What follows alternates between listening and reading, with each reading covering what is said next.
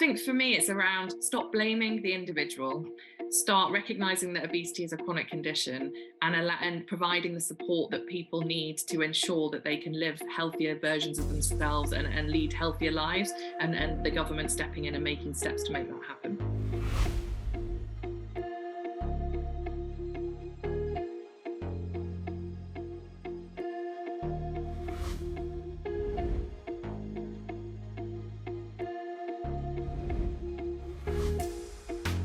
Hello again, it's Mike Bewick here on our latest Innovation in Healthcare session, and we're going to concentrate again on obesity today. I'm pleased that we're joined by three experts in this field, Professor Barbara McGowan, Sarah Brocq, and Fernando Campo, and I'm going to ask them to introduce themselves. Perhaps, Barbara, we could start with you. Thank you, Michael. My name is Barbara McGowan. I am a professor of endocrinology and diabetes in the London Teaching Hospital, where I lead the medical obesity service. So I'm actively involved in the management of severe and complex obesity. Thank you. And Sarah. Hi, my name's Sarah Brocq. I'm someone that lives with obesity and also the founder of an obesity organisation called All About Obesity. So what we're trying to do is kind of get the patient voice into the heart of policy conversations, and just making sure that people living with obesity are really thought of at all layers of conversations in the UK. And yes, in my own experience, if you don't do that, you don't get a good policy. So our strategy.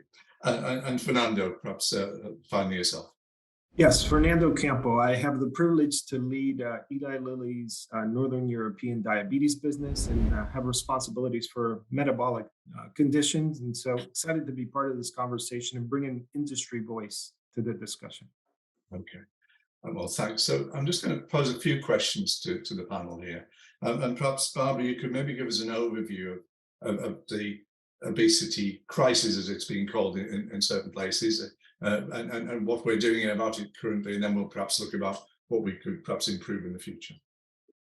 Thank you. So we do have an obesity pandemic across the UK, well, globally, but let's concentrate on the UK. And about, I guess, 2/3 of people living in the UK have either overweight or obesity, and the prevalence has actually been increasing over the years, and it continues to increase. And of course, this is posing a huge burden in terms of cost. You know, it's costing at least over 6 billion a year just to manage obesity. But actually, if we look at sort of the wider cost of this, it's more likely 27 billion, and sort of set to rise to nearly 50 billion over the next sort of 2 decades or so. There are lots of complications associated with obesity. Of course, all the cardiovascular complications, stroke, myocardial infarctions, heart attacks, of course, type 2 diabetes. But it's not just the metabolic complications. There are also, there's the physical impact on joints, and chronic back pain, and of course, the mental health burden with anxiety and depression. So that's where we are, I guess. And in terms of the services for the management of obesity, in a way, I always say we're about 20 or 30 years behind, services, for example, managing diabetes. So there are huge gaps across the country, especially if we look at the management of severe and complex obesity, which is managed in specialized centers, but up to 50% of the country doesn't have any of these specialist services. It is difficult to access services. There's a huge demand on services.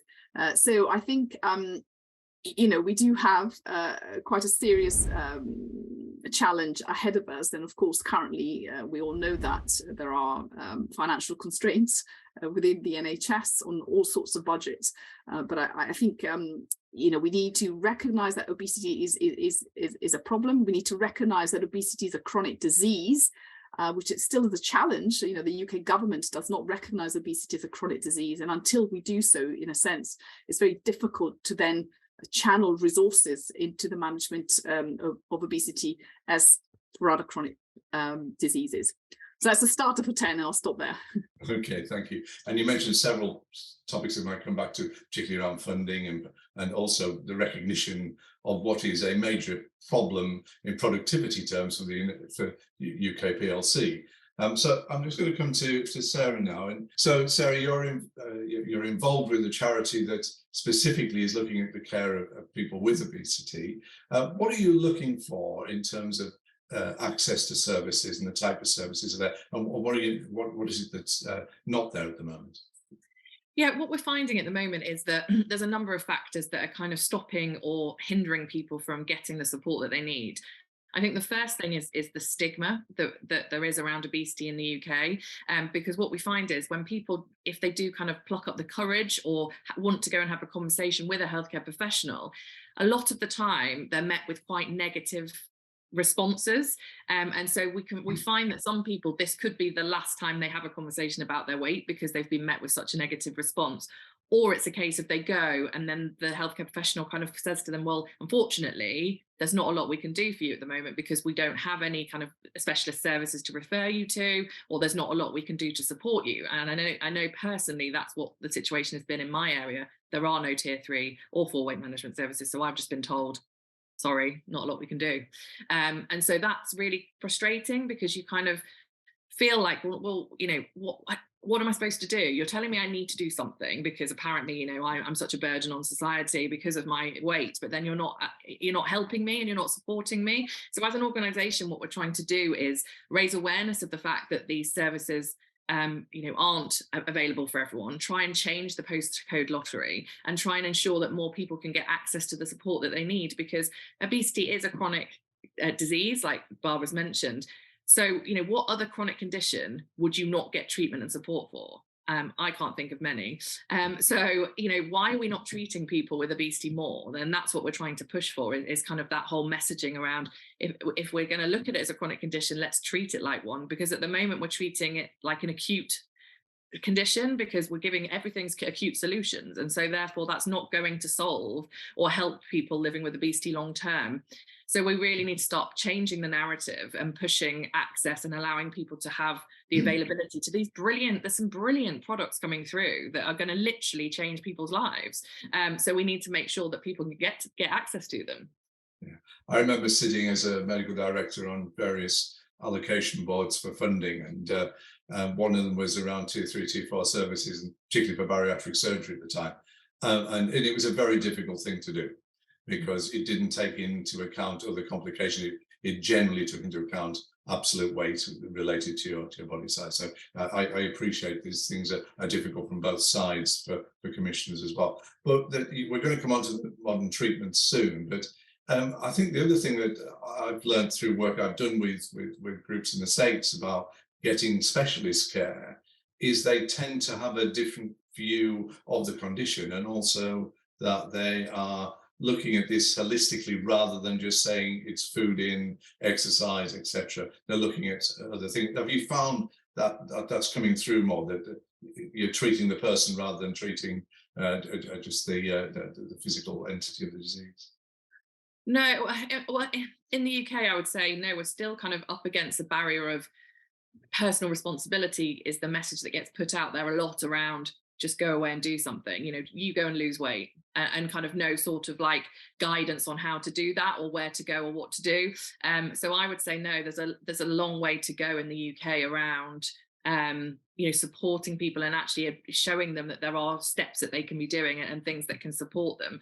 Because it's just, I'm not saying it everywhere, some areas do it brilliantly, but I would say on the whole, when that message isn't a kind of standard narrative that's going out at all, a lot of it, even the government, you know, talk a lot about personal responsibility and the individual doing something differently, when actually what we know is so many of the factors that influence obesity are out of someone's control, so they can't manage those personally. So we need to be looking at the bigger picture and changing the environment, the economic situation, all these different things that actually allow someone to, you know, manage their obesity in a different way. Thank you. Fernando, your company has a long history of investing in metabolic conditions and particularly diabetes. And there's some pretty exciting stuff coming through now about the management of obesity in the long term. I will say I couldn't agree more with Barbara and Sarah on the dynamics that exist here in the marketplace. And Sarah, you mentioned those other factors. If you look at deprivation, for instance, I think it's a critically important area for us to look at. Men in areas that are the most deprived in the country are about 8% more likely to be obese. that number jumps to 17% for women in the most deprived areas of the country when you compare it to the least deprived areas. And I couldn't agree with Barbara and Sarah more to say holistic management services and clear referral pathways can go an absolutely long way here. We are in a position, Sarah, where you're absolutely right. We need to stop the postcode lottery. And from an industry perspective, I would say, Michael, we're certainly ready to partner with the NHS, with the government, to find scalable solutions. But to really unlock the potential of those partnerships, they have to be broad reaching. They have to avoid some of these dynamics where certain areas of the country benefit more than others. I appreciate there are issues that you cannot go to in terms of because these new products are not yet fully on the market, etc. But there does seem to be an opportunity, I think, for a rethink about how we're going to manage these, as well as some of the conventional ones that I mentioned before, like bariatric surgery, etc. So it's good to hear they're coming through, isn't it? And for absolutely, for people like Sarah and philosophers of this, it offers some additional hope to improving the background services. If I can just come back to Barbara, when I was at medical school, and I don't think it's changed very much, I think I can't remember anybody giving me any advice on how to treat obesity. Got lots on type 2 diabetes, lots on rare metabolic diseases, but for this, virtually little. And I wondered what your experience of that is, both in undergraduate and postgraduate training of health professionals.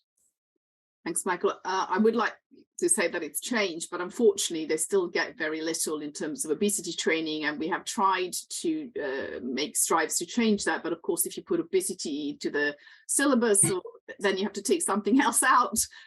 So it's been challenging, and I think I could definitely say not enough is being taught, and this is something that every healthcare professional should know about, of course, because obesity is everywhere, okay, and it's everybody's responsibility to tackle it and manage it.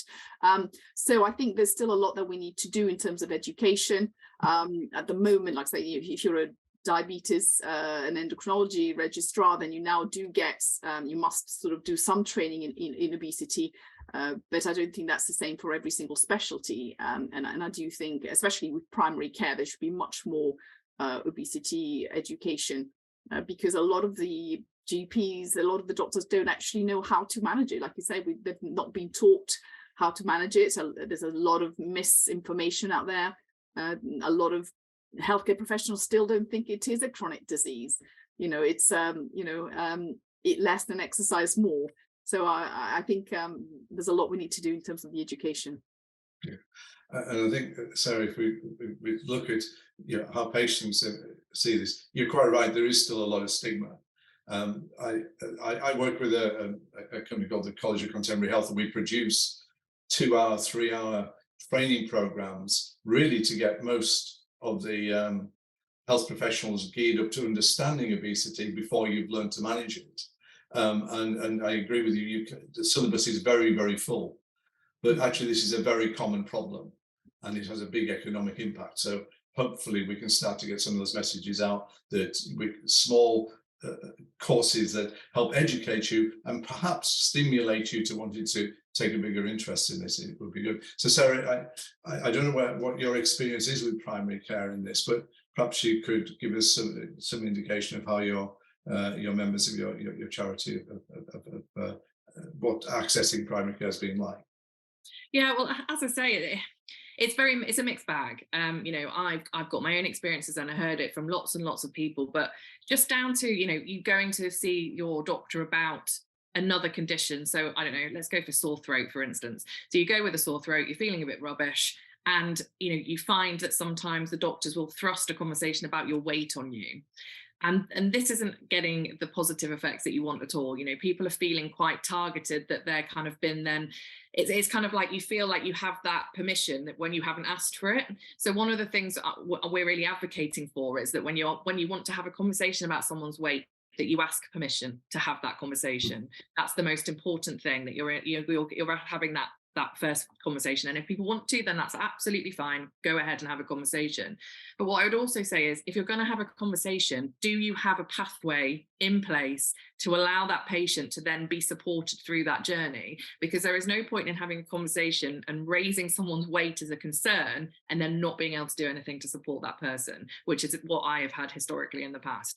So we need to really look at it from, you know, that first kind of interface with whoever it is, whether it's a nurse, whether it's a health and well-being person, doctor, to kind of where we're then going to send this patient and what we're going to do with this patient and what the ultimate goal is. And if it is to try and get them onto some of these newer treatments, great. But if it's just to literally chastise them and tell them that they need to do something and then not support them, then that's not a positive way to be doing things. So it's about looking at that bigger picture. And I started working with a couple of ICSs, which is really positive, kind of looking at their weight management strategies and seeing how the patient voice can fit in and help shape that in a more positive way.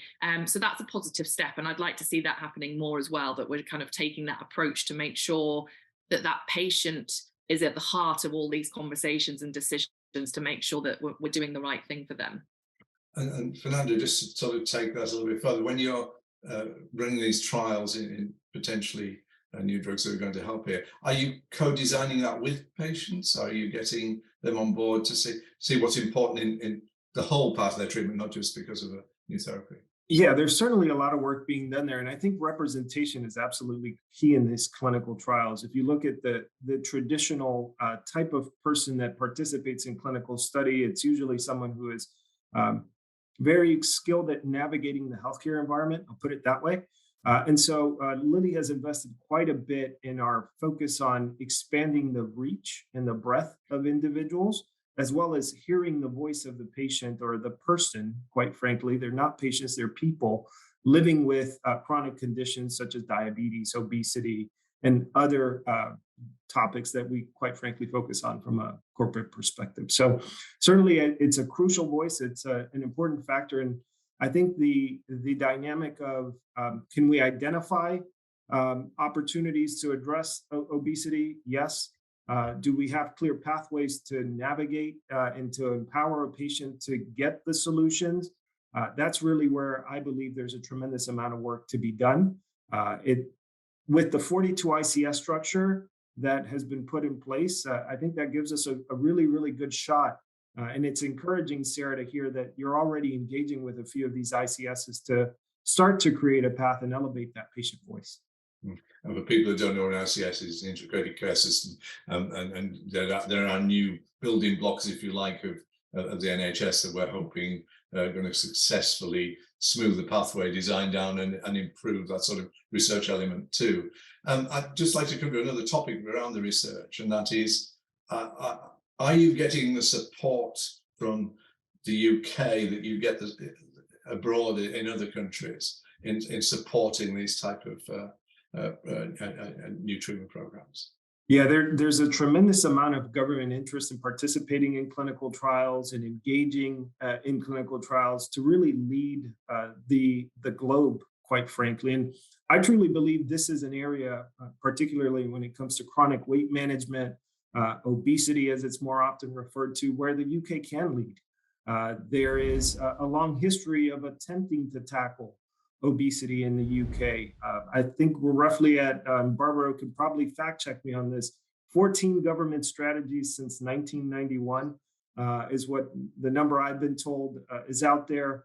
And so really, to me, this shift to a more holistic approach, this two-pronged perhaps approach of prevention and ongoing support, more holistic services can really make a meaningful impact here. And so certainly there's a tremendous amount of appetite to do clinical research and studies, lead the globe within the UK when it comes to tackling complex diseases. And we're excited to go on this journey with the government, with caregivers within the UK. And I'm sure Barbara has been part of this storyline as we've gone through the journey, particularly around type 2 diabetes and obesity, and perhaps can share some additional perspective.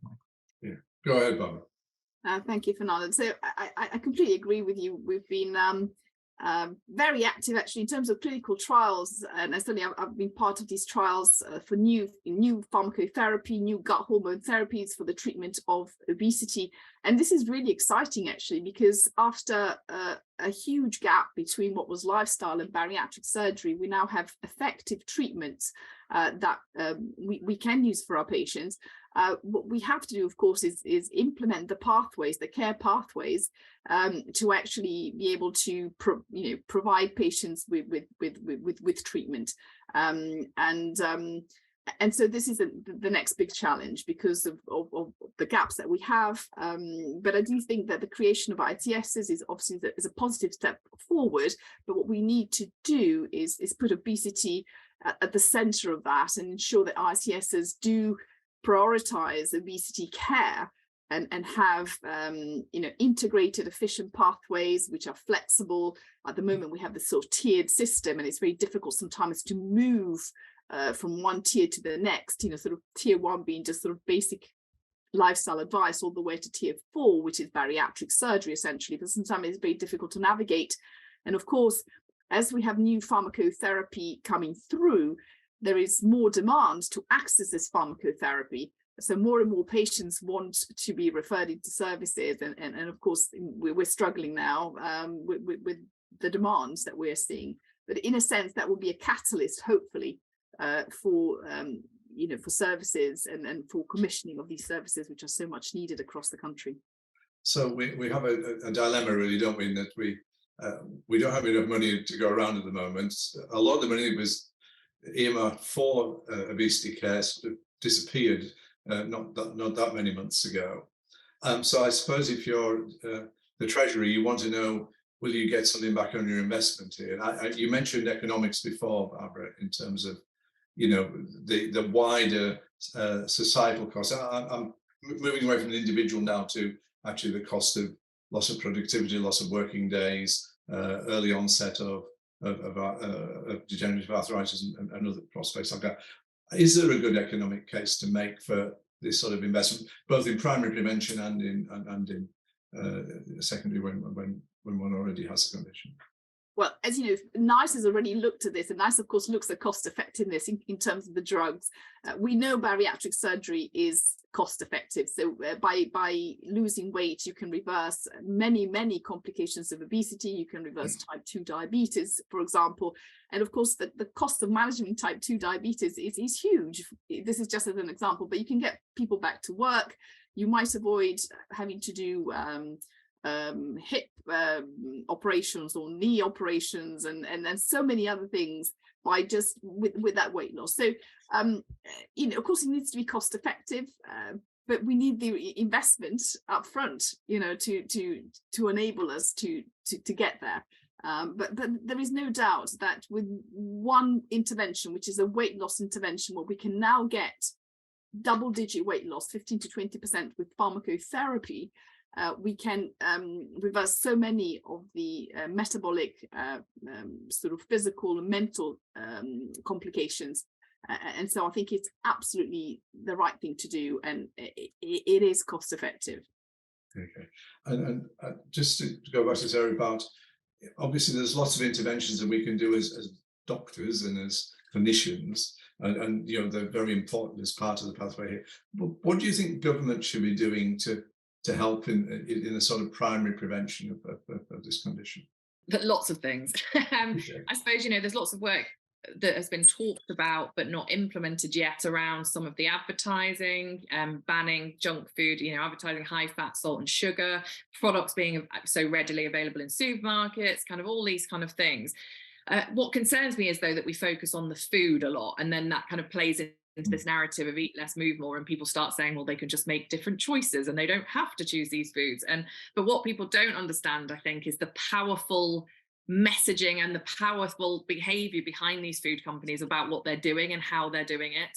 And also going back to the deprivation piece, is that some areas in the country, you live in an area where you can't drive, you struggle to afford transport, so you have to shop within your locality. And if within that locality you can only access high fat, salt and sugar foods, and there's very little fresh food available, then that is all you're going to be able to eat. And I think that's where people don't understand that that's how people are living. So therefore, just telling them to choose different foods is not the answer, because they can't. So we really need to ensure that there is that availability of these fresh food and veg, and changing the environments that we're living in, because the obesogenic environment does play a huge part in this. And we also just need to, again, from a preventative angle as well, is start thinking about the fact that obesity isn't just a choice, because it's not a choice at all. Genetics plays a part in this. There's so many things that are out of someone's control. So if we start looking at it from that perspective and treating it as the chronic condition that it is, they have to go hand in hand, prevention and treatment. We can't just do one or the other. And at the moment, we seem to do a lot of the prevention stuff, but not a lot of the treatment stuff. So it's like we need to have that joined up approach more. So that's what the government needs to start looking at, I think. And God forbid we have yet a 13th strategy, but we certainly need a coordinated system, I think. Just to finish, perhaps each of you could just say what the major messages that you're trying to give here, so that perhaps policymakers might listen a little bit more and think about how we approach this in the future. And we need to have clear referral pathways to get people to the right level of care needed based on where they are with their chronic condition that is obesity. And so ultimately, to me, if we can tackle that over the course of the next year or two, get those referral pathways in place, we can truly make a meaningful impact on the chronic disease that is obesity. Thank you. Barbara.